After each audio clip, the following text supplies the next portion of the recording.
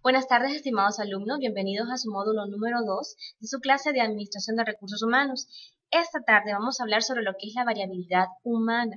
En el módulo anterior estuvimos hablando de las organizaciones y que las organizaciones están compuestas por personas. En este módulo vamos a enfocarnos en las personas y cómo su comportamiento, su motivación influye en la productividad de estas.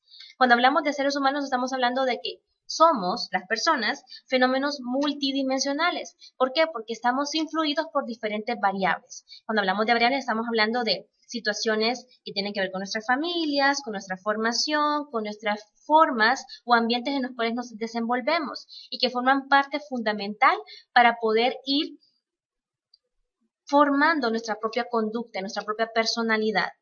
Cada ser humano está compuesto o está creado o desarrollado o ha vivido en diferentes ambientes. Por lo tanto, cuando llega a una organización, llega con otra gran cantidad de individuos que también fueron formados de una forma diferente cada uno. Por lo tanto, su estudio se vuelve bastante complejo. En este capítulo vamos a hablar un poco sobre las teorías que tratan de demostrar o de estudiar o de explicarnos por qué ese comportamiento se vuelve tan diferente entre uno y otro ser humano. Para empezar a hablar siempre de lo que es el comportamiento humano, quiero contarles que existen dos grandes teorías que tratan de explicar la conducta humana. Una de ellas se conoce como la teoría de contenido de Lewin y la otra se conoce como la teoría de disonancia cognitiva de Festinger. La teoría de contenido o de campo de Lewin trata de estudiar o de explicarnos ampliamente cómo el ser humano se va desarrollando en diferentes ambientes desde su infancia hasta su pubertad y hasta su ambiente laboral y cómo cada uno de esos ambientes influyen en su formación personal y hace que este individuo genere un campo psicológico que es importante para el desenvolvimiento o comportamiento de este en su campo laboral. Asimismo, Festinger, que también habla de la conducta humana, habla de que el ser humano, es cierto, se desenvuelve en ambientes naturales importantes, pero que el individuo va a actuar o se va a comportar de acuerdo a cómo sienta él que los demás lo están tratando, a cómo ese ambiente le es satisfactorio para su desenvolvimiento. Por lo tanto, su comportamiento va a ser positivo si lo que ve en su ambiente es positivo, o va a ser negativo si lo que ve en su ambiente es altamente negativo. Ambas teorías tratan de explicar que las personas apoyan su percepción y su personalidad en lo que viven en el ambiente, en lo que sienten, en lo que respiran, y por lo tanto su comportamiento en la organización va a ser acorde a esas dos situaciones. Las personas se comportan entonces en relación a cómo viven en su ambiente, como el ambiente, como las personas, como todo lo que les rodea les es favorable. Y de acuerdo a esa situación ambiental, la persona se va a sentir altamente motivada. Es por eso que la motivación humana es un elemento importante en el ser humano. Se dice que la motivación humana funciona en términos de fuerzas activas y términos de fuerzas impulsoras. Entre más temor, entre más alegría, entre más gozo sienta sobre algo, más motivado me voy a sentir. La motivación entonces puede ser positiva y puede haber una motivación negativa. La motivación como tal, entre más positiva es, más productivo se vuelve el ser humano.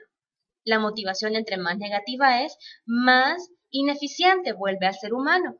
Se dice por eso que entonces la conducta humana se puede explicar desde el punto de la motivación humana desde dos perspectivas. Primero, que el individuo necesita estímulos, tanto internos como externos, para poder sentirse altamente motivado. Y número dos, que la motivación es guiada entonces por un objetivo o por una meta, y si esa meta es tan congruente, la empresa, organización, es congruente con lo que el individuo necesita o quiere, pues entonces encontramos un enlace perfecto. Para poder motivarnos existe un ciclo motivacional interesante. El individuo se motiva cuando existe un ciclo, en donde en ese ciclo primero hay una necesidad. Si esa necesidad no se satisface, nos vamos a sentir tensos, frustrados, estresados. En la medida esa necesidad se vaya satisfaciendo, el ser humano encuentra un estímulo, encuentra una motivación y por lo tanto ya se motiva y deja de sentirse estresado o desmotivado. Ese ciclo funciona de esa forma. En la medida que un individuo vaya encontrando más necesidades, pues van a buscar la forma de que esas necesidades se satisfagan, porque si no, pues se va a sentir altamente desmotivado. Existen varias teorías que tratan de explicar la motivación. Las que vamos a estudiar de una forma breve son, en primer lugar, la teoría de las necesidades de Abraham Maslow. Abraham Maslow en 1943 formuló la famosa pirámide de las necesidades de Maslow. Esa pirámide está compuesta por grandes escalas, o 5 escalas, mejor dicho, que en cada una de esas escalas, según él, el individuo busca irlo satisfaciendo para llegar hasta la última. Que una vez que llegamos a la última, el individuo está altamente realizado. La primera gran escala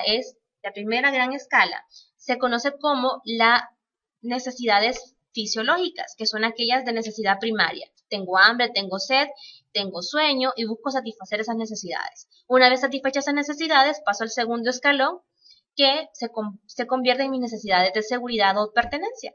Mis necesidades de seguridad las satisfago cuando tengo vivienda, tengo que vestir, tengo alguna forma de aliviar alguna enfermedad, porque tengo salud. Entonces, si tengo satisfecha esa segunda necesidad, paso a mi tercera necesidad, que se convierte en mi necesidad de afiliación y afecto. Pertenecer a un grupo, ser parte de un grupo, eso forma parte importante de mi necesidad de satisfacción. Al satisfacer esa necesidad, paso a la siguiente escala, que es la necesidad de estima. Entre más cariño tenga, entre más me quieran, entre más me necesiten, satisfago mi necesidad. Como ser humano tenemos necesidades de estima alta y necesidad de estima alta y baja, perdón. La necesidad de estima alta se convierte en una necesidad importante cuando el individuo busca que todo el mundo lo quiera y lo estime. Entre más satisfaga esa necesidad, también tengo una necesidad baja porque los demás y yo me integre en un equipo y que obviamente nos satisfazcamos juntos. La quinta necesidad se convierte en una necesidad de autorrealización o autosuperación. Cuando ya tengo satisfechas mis necesidades anteriores, en ese mismo momento me siento altamente motivado. La segunda teoría de motivación es la teoría de motivación de Herzberg. Herzberg habló de motivación extrínseca e intrínseca.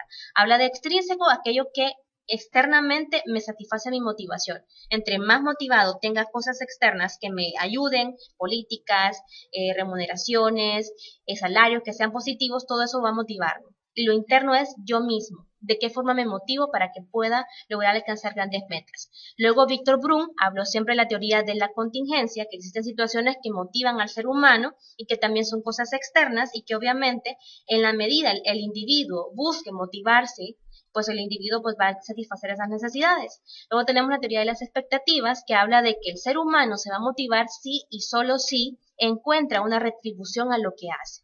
Es decir, según Lauer, que fue el creador de esta teoría, el individuo solamente se va a motivar si encuentra dinero de por medio. Es decir, voy a hacer este trabajo si encuentro que me van a pagar bien por este trabajo. Doy el 100% de producción si encuentro que el 100% de mi retribución o mi remuneración va a ser altamente motivante. Todo esto contribuye, como teorías, a que exista un buen clima organizacional. El clima organizacional se compone por políticas, recursos y situaciones que hacen que el individuo se sienta cómodo en un ambiente positivo. Entre más positivo es, mejor clima organizacional tenemos. Las personas se sienten bien consigo mismas, se sienten capaces de apoyar a los demás y también se sienten capaces de enfrentar las situaciones de la vida. Dentro de una organización no podemos olvidar que debe existir una excelente comunicación. La comunicación es una herramienta vital para que las labores, las políticas, el trabajo, los objetivos de la organización se logren de una mejor manera. El peor error que una organización puede tener es tener una comunicación deficiente. Todos en la organización ocupamos estar comunicados. ¿Cuáles pueden ser algunas barreras de comunicación? Barreras ambientales, el ruido, el calor, la situación física del lugar. La comunicación puede convertirse en una situación también complicada, hablar muy rápido, hablar muy fuerte, o sencillamente la percepción de lo que se está diciendo no me está claro. Entonces todo eso puede realmente afectar mi situación dentro del panorama de la comunicación.